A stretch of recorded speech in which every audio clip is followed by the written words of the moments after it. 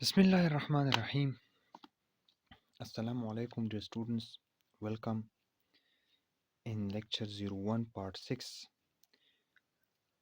ये जो पार्ट है पार्ट 6 ये लेक्चर नंबर 1 का लास्ट पार्ट है जिसमें हम वाइंड अप करेंगे जो आरसी मेंबर का जो बिहेवियर है। अब जो लास्ट टॉपिक है वो है ओवर रीइंफोर्स सेक्शन। देखिए हमने ऑलरेडी डिस्कस किया balance section, balanced concrete section, ठीक है, जिसमें जो 2 क्राइटेरियाज थे यानी कि एप्सिलॉन यू जो है वो अप्रोच करती हैं वो बराबर होती हैं 0.003 के, एंड जो स्ट्रेस इन स्टील होती हैं वो एफ वाई के बराबर होती है। ठीक है, इसके बाद हमने जो ये हमारा पहला सेक्शन था, उसके बाद हमारा दूसरा जो सेक्शन था वो था अंडर रीइंफोर्स्ड। अब जो अंडर रीइंफोर्स्ड सेक्शन था जो कि one of the most important section, वो एक ऐसा सेक्शन होता है जो कि ऐसे को आपको सजेस्ट करता है कि you have to design a section under reinforce section, right, यानी कि वो टेंशन कंट्रोल सेक्शन हो।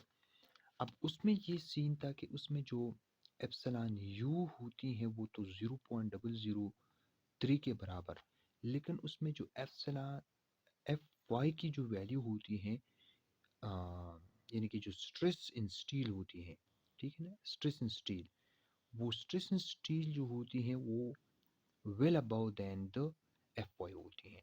ठीक है ना, इसमें हम ये चीज़ इंश्योर करते हैं। ठीक है, हम कोशिश करते हैं कि एफ एस की वैल्यू एफ वाई के बराबर तो हो लेकिन ज़्यादा से ज़्यादा हो। ठीक है, अब जो थर्ड सेक्शन है वो है हमारा over reinforce section. Over reinforce section basically ऐसे कोड प्रेफर नहीं करता, यानी कि वो ऐसे कोड बेसिकली ये स्ट्रेस करता है कि आप लोगों ने सेक्शन को डिज़ाइन करना है एज एन अंडर रीइंफोर्स्ड। ठीक है, लेकिन ओकेशनली सम टाइम हम ओवर रीइंफोर्स सेक्शन के लिए भी चेक करते हैं। ठीक है, और उसकी कैपेसिटी बाद औक़ात जब हम डब्ल्यू रीइंफोर्स बीम या टी बीम जब आप डिज़ाइन करते हैं उसमें अक्सर जो है जो स्टील की जो स्ट्रेस होती है यानी कि एफ एस वो लेस देन एफ वाई होती हैं, अक्सर इस तरह ओकेशनली होती हैं। तो ऐसी सूरत में भी हम फिर सेक्शन की कैपेसिटी को फाइंड आउट करते हैं। अब कैसे फाइंड आउट करते हैं, और इस सूरत में भी आप याद रखें ये, और साथ ही साथ जो स्ट्रेन इन स्टील होती हैं it is also well below than the epsilon Y. ठीक है, यानी जो स्ट्रेन यील्डिंग स्ट्रेन होती हैं वो कम होती, वो ज़्यादा होती हैं as the strain in the steel, right. तो यानी कि ये जो सेकंड यील्डिंग क्राइटेरिया है वो फुलफिल नहीं होता। ठीक है, तो फिर कैसे कैलकुलेट करते हैं, देखिए हमने पार्ट 2 में बेसिकली एक इक्वेशन ड्राइव किया था एप्सिलॉन इसके लिए। वो एक्सप्रेशन ये था कि epsilon U D minus C divide by C. ये एक्सप्रेशन आप लोगों को इसका पता होना चाहिए। ठीक है, अब इसी ही एक्सप्रेशन को हम यूज़ करेंगे और हम फर्दर डेरिवेशन करेंगे। ठीक है, क्या करेंगे, देखिए हमें पता है जब सेक्शन इक्विलिब्रियम में होता है जो कि हमने बार बार यूज़ किया तो C इक्वल्स टू टी।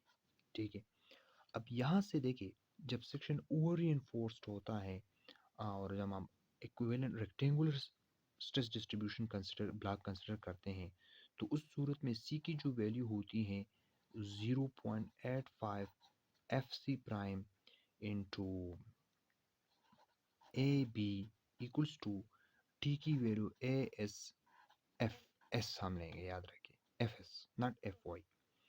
अब देखिए हमें पता है कि 0.85 एफ सी प्राइम ए की वैल्यू किसके बराबर होती है, बीटा 1 टाइम्स सी के। ठीक है, यहाँ से बी। अब जो ए एस है और एफ एस है, देखिए एफ एस को हम इन टर्म्स ऑफ स्ट्रेन लिखते हैं तो modulus elasticity of steel times strain of steel, right, into A S की वैल्यू हम रो बी डी टर्म्स में लिखते हैं। क्लियर, यहाँ से अगर आप देखें तो बी के साथ कैंसिल, और ठीक है, यहाँ पे हम एप्सिलॉन एस की वैल्यू इंसर्ट करते हैं। ठीक है, एप्सिलॉन एस की 0.85 F C prime beta 1 times C E S, और एप्सिलॉन एस की value epsilon U into D minus C divide by C into D.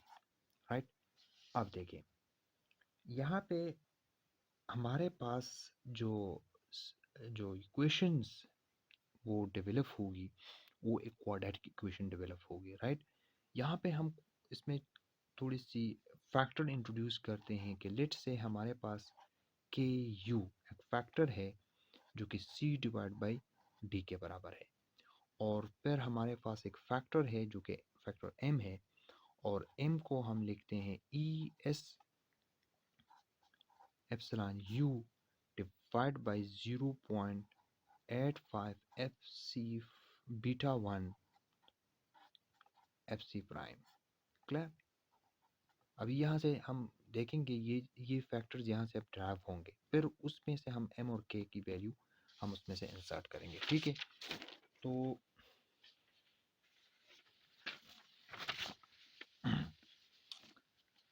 अब हम देखते हैं कि हमने यहाँ पे जो इक्वेशन रिवाइव किया, देखिए ये जो सी है ना, इसको हम इस साइड ले आते हैं। ठीक है, तो ये हमारे पास जो इक्वेशन नो, इस सी को ना हम डी के साथ डिवाइड करते हैं। ठीक है, डी ओवर सी माइनस सी सी कैंसिल होगा, वन रह जाएगा।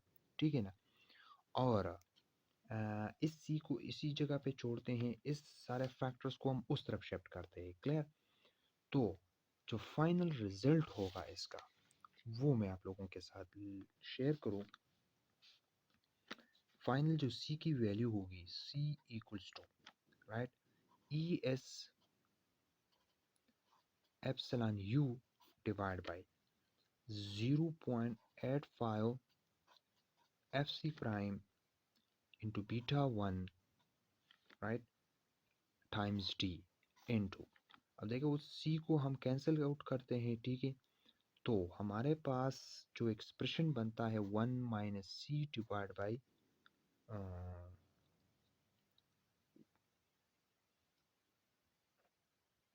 1 minus C divide by D, right, divide by C, right, dot rho D. ठीक है ना, तो ये वो फाइनल एक्सप्रेशन हमारे पास ड्राइव होती है। ठीक है, अब इसमें से वो एम और के को हम रिप्लेस करते हैं। ठीक है, अब देखिए इस सी को यहाँ पे हम मल्टीप्लाई करते हैं तो ये सी स्क्वायर, ठीक है ना, और इस डी को डी के साथ मल्टीप्लाई करते हैं तो डी स्क्वायर, उसको इस तरफ शिफ्ट करते हैं तो डी स्क्वायर। राइट, तो अब ये जो फैक्टर है ये, ठीक है ना, इसकी जगह हम m की वैल्यू इंसर्ट करते हैं, साथ ही साथ वन अपनी जगह माइनस सी और डी जो है वो के यू के बराबर है, और डॉट रो। ठीक है, डी टू डी इस तरफ शिफ्ट, अब सी और डी जो के बराबर है के यू स्क्वायर के। राइट, और m को हम मल्टीप्लाई करते हैं तो m, और साथ ही साथ रो माइनस m रो के यू, इस रो को यहाँ पे और फिर n के साथ मल्टीप्लाई करें, इस रो को इसके साथ और फिर इसके साथ। ठीक है, तो फाइनल जो हमारे पास जो एक्सप्रेशन बनता है फाइनल, तो वो एक क्वाड्रेटिक इक्वेशंस की सूरत में से हमारे पास ये एक्सप्रेशन निकलता है जो कि ज़ीरो है। ठीक है, अब ये वो क्वाड्रेटिक इक्वेशन है जिसको हमने सॉल्व करना है। ठीक है, इसको सॉल्व कैसे करेंगे, देखिए हम वही क्वाड्रेटिक इक्वेशन यूज़ करेंगे, एक वेल नोन इक्वेशन है, you must know all those that equation. याद रखिए यहाँ पे जो ए की वैल्यू है वो 1 है। ठीक है, यहाँ बी की जो वैल्यू है वो m रो है, और सी की जो वैल्यू है वो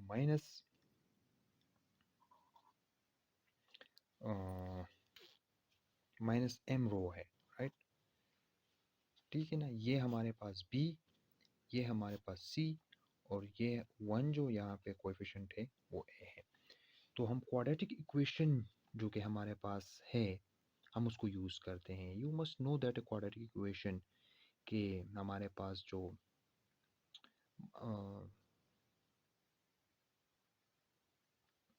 क्वाड्रेटिक इक्वेशन इसकी होगी तो के यू, यानी कि हमने जो डिटरमिन करना है वो, ठीक है। अब के यू इक्वल्स टू अब बी स्क्वायर, जो यानी कि जो बी होगी, sorry B, B minus P, that is M rho plus minus under the root, यहाँ पे बी स्क्वायर की वैल्यू है तो बी स्क्वायर ये, so M rho square, right, minus B square minus 4ac, so 4a हमारे पास 1 है, ठीक है, और c की जो वैल्यू है वो हमारे पास माइनस m रो है, और उसको हम डिवाइड करेंगे 2a से, तो a की जगह 1। क्लियर? ये चीज़ आप लोगों को क्लियर होनी चाहिए। देखिए एक वेल नोन इक्वेशन है क्वाड्रेटिक इक्वेशन, ठीक है, तो उसमें से जस्ट हमने ये वैल्यूज़ इंसर्ट किए। अब देखिए इसको हम सिंप्लीफाई करेंगे, ठीक है ना। तो इसको कैसे सिंप्लीफाई करेंगे, देखिए K U equals to minus M rho plus minus under root, right. So this is M rho square minus minus के साथ मल्टीप्लाई 4m रो, राइट, डिवाइड करते हैं इसको 2 से, राइट। अब इसको हम स्प्लिट करते हैं, यानी कि प्लस के साथ और माइनस के साथ, और इसमें जो है हम प्लस वैल्यू कंसिडर करेंगे जबकि माइनस को हम इग्नोर करेंगे, ठीक है। तो जब इसको हम, ज़ाहिर है एक प्लस की वैल्यू है एक माइनस की वैल्यू है, ठीक है, इसको हम स्प्लिट करते हैं। स्प्लिट करने के बाद हम इसमें से सिर्फ और सिर्फ हम जो जो कंसिडर करते हैं वो प्लस की वैल्यू कंसिडर करते हैं, ठीक है। तो minus M rho plus under the root M rho square plus 4m rho divide by 2, हम सिर्फ प्लस वैल्यू लेते हैं, ये माइनस नहीं लेते क्योंकि वो इमेजिनरी रूट देता है, इस वजह से उसको हम इग्नोर करते हैं, राइट, के यू। और नेगेटिव को, यानी कि ये जो एक दफ़ा हमने पॉजिटिव के साथ लेना है, दूसरे नेगेटिव, तो नेगेटिव को हम इग्नोर करते हैं, ठीक है। अब इसको फर्दर हमने सिंप्लीफाई करना है, ठीक है। कैसे सिंप्लीफाई करेंगे, देखें ये जो m रो स्क्वायर है, टोटल रो स्क्वायर है, ठीक है, प्लस 4m रो है, और इसको हम उस तरफ लिखते हैं, ठीक है ना, याद रखें, इसको हम उस तरफ शिफ्ट करते हैं, m rho divide by 2। Clear? अब इसमें से हम थोड़ी सी मज़ीद सिंप्लीफिकेशन करते हैं। देखिए ये जो 2 है ना, ये जो 4 है, इस 4 को हम बाहर निकालने की कोशिश करते हैं, ठीक है ना। तो इसको कैसे हम बाहर करेंगे, इसका तरीक़ाकार ये है, देखिए इसका हम एलसीएम लेते हैं, यानी कि 4 को हम कॉमन करते हैं। तो 4 को जब हम कॉमन करेंगे तो m रो डिवाइड बाई 4, यहाँ से स्क्वायर प्लस यहाँ से 4 निकल जाएगा, यहाँ सिर्फ m रो, और इसको ब्रैकेट में बंद करके 4 बाहर कर देते हैं, ठीक है। अब देखिए minus m rho divide by 2। Clear?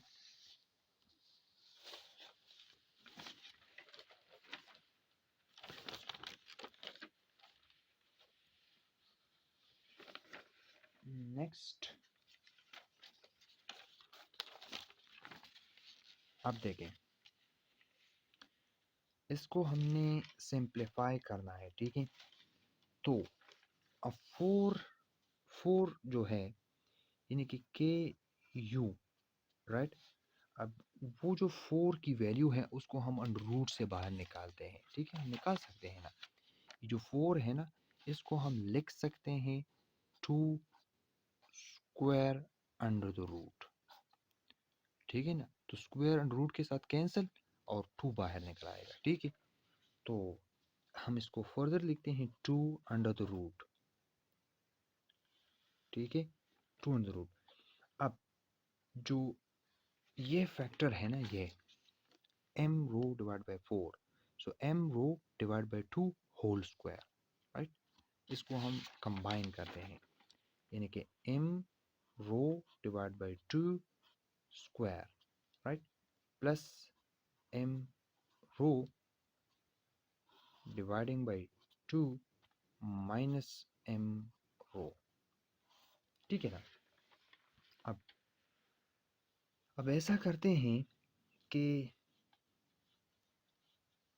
ये जो 2 है ना, ये 2 इन दोनों से हम कॉमन निकालते हैं ताकि 2 2 के साथ कैंसिल हो। सो के यू 2 को कॉमन करते हैं, यहाँ से तो 2 निकल जाएगा। इस m रो को आगे लिखते हैं और m rho divide by 2 square under the root, ठीक है ना, माइनस यहाँ तो 2 नीचे 2 नहीं है, तो 2 से हम ये फैक्टर भी 2 से डिवाइड करते हैं और ये भी 2 से डिवाइड करते हैं। So that Y m rho divide by 2, right, और फिर ब्रैकेट क्लोज और 2, यहाँ से हम 2 देखिए। अब 2 को डायरेक्ट 2 के साथ कैंसिल नहीं कर सकते, एक दफ़ा आपने 2 को कॉमन करना है और उस कॉमन करने के बाद आपने 2 को 2 के साथ कैंसिल करना है।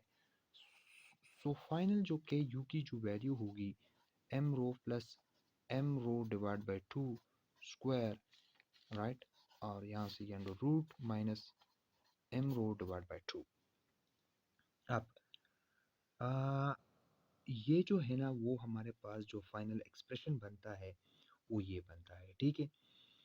अब याद रखिए यहाँ से ना, यहाँ से हमें के यू की वैल्यू डिटरमिन होगी। जब हम के यू की वैल्यू फाइंड आउट करेंगे इस एक्सप्रेशन से, तो उसके बाद चूंकि के यू बराबर है सी ओवर डी के, तो यहाँ से डी की वैल्यू चूंकि हमें पता है, इसलिए सी की जो वैल्यू होगी वो के यू टाइम्स डी होगी। जब सी की वैल्यू निकल आती है तो इनसे हम फिर इनडायरेक्ट जो है वो ए की वैल्यू निकालते हैं और इससे हम फिर strain in steel epsilon S, चूंकि एप्सिलॉन एस बराबर epsilon U into C minus D divide by C है ना, sorry, D minus C divide by C है, ठीक है। तो हमें एप्सिलॉन एस का पता चल जाता है, यानी कि स्ट्रेन इन स्टील का, ठीक है। फिर जब स्ट्रेन इन स्टील का पता चल जाता है तो फिर हम एफ एस को कैलकुलेट करते हैं, जो कि बराबर है modulus elasticity of the steel times epsilon S. तो हमें पता चल जाता है कि स्टील की जो स्ट्रेस होगी वो उसकी अमाउंट क्या होगी। अब जब ये चीज़ें आप कैलकुलेट करते हैं तो उसके बाद we are able to find out the nominal moment capacity of the section A S F S into T minus A over 2, where A की वैल्यू हम फाइंड आउट करेंगे बीटा 1 टाइम्स सी से, और सी की जो वैल्यू होगी वो फिर हम यहाँ से, ये जो सी की वैल्यू होगी याद रखें आपने यहाँ से, तो ए की वैल्यू यहाँ पे इंसर्ट करे, एफ एस की वैल्यू यहाँ से इंसर्ट करे, ठीक है ना। तो ये जो इक्वेशन होगी further it will give you the nominal moment capacity of the section when the section is over reinforced, ठीक है ना। तो ये पूरी कैलकुलेशन सिर्फ और सिर्फ ये है कि आप लोगों ने के यू को इस फैक्टर्स इस फार्मूला से फाइंड आउट करना है और फिर इसको इनडायरेक्टली सी फाइंड करना, एप्सिलॉन एस फाइंड करना, फिर एफ एस, और एफ एस की वैल्यू यहाँ पे, ए की वैल्यू यहाँ से। तो this is the final equation where you have to use for the over reinforce section. देखिए ये जो एक्सप्रेशन है ना बैलेंस के लिए और अंडर रेनफोर्स सेक्शन के लिए, ओवर सब के लिए सेम है। जो मेन थीम है यानी कि जो मेन फैक्टर है वो ए है, ठीक है। एफ एस तो बैलेंस में हमें पता है ऑलरेडी क्लियर है, जो बराबर है एफ वाई के, और जो अंडर रीइंफोर्स में हमें पता है कि it is will above then F Y. हम ऐसा डिज़ाइन करते हैं सेक्शन में कि जो स्टील के अंदर जो स्ट्रेस है it is well above then F Y, but जो जो ओवर रीइंफोर्स सेक्शन होती हैं it is below then the F Y. तो ये सारा जो कैलकुलेशन है ना ये एफ एस के लिए है। एफ एस को हम डायरेक्टली फाइंड नहीं कर सकते क्योंकि हमें ज़रूरत है एप्सिलॉन एस की। एप्सिलॉन एस को हम फाइंड आउट करेंगे इसके यू से पर, और ए को हम फाइंड करते हैं फिर बीटा वन सी से, और सी को हम फिर वहाँ से फाइंड करते हैं। So this is the whole calculation and this is the whole procedure mechanism that when if somebody asks you to find out the nominal moment capacity in the case of the over reinforced section, so this is the way you have to approach, right? यहाँ तक आप लोगों को जो भी question हो इन 6 part में से, ठीक है, you can ask those question. इसके बाद वाली जो सेक्शन है उसमें हम डिस्कस करेंगे जो कि मैं इसी सेक्शन में डिस्कस करना चाहता था, लेकिन चूँकि ये सेक्शन बहुत लंबा था इस वजह से मैंने उसको दूसरा अलहदा लेक्चर में हम इसको डिस्कस करेंगे, ठीक है ना। अलहदा लेक्चर में फी फैक्टर को, स्ट्रेंथ रिडक्शन फैक्टर क्या होती हैं और इसको हमने एडजस्ट कैसे करना है। यानी कि जो एक होती है कंप्रेशन जोन, एक होती है टेंशन जोन, एक होती है ट्रांजिशन जोन। तो हम उसको पूरा डिटेल के साथ डिस्कस करेंगे, ठीक है ना। So see you in next section, in next section. Thank you for watching.